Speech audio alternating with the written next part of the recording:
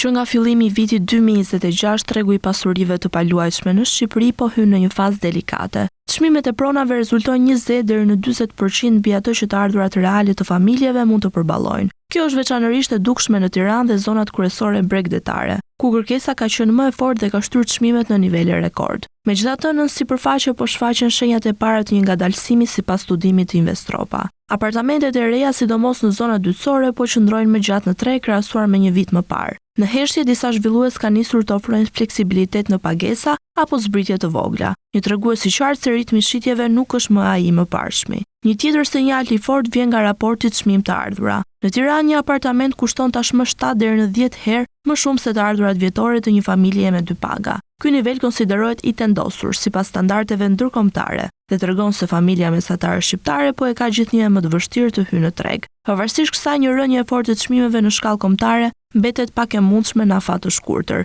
Skenari më realist është një korrigjim i pjesshëm në rreth 5% deri në 15%, kryesisht në zonat me mbifurnizim ose me kërkesë më të dobët gjatë 12 muajve të ardhshëm. Sipas studimit të Investropa, çmimet mund të lëvizin nga -5% deri në +8% në vitin e ardhshëm. Tirana dhe zonat premium bregdetare pritet të qëndrojnë më rezistente, ndërsa zonat më të dobta mund të përballen me një rënje të ndjeshme. Faktori kyç që mund të ndryshojë lojën është kredia. Shtrëngimi i kushteve të financimit nga Banka e Shqipërisë po ngushton numrin e blerësve potencial, duke goditur drejt për drejt kërkesën në një treg që deri më tani është mbështetur fort te kredit dhe financimi nga zhvilluesit.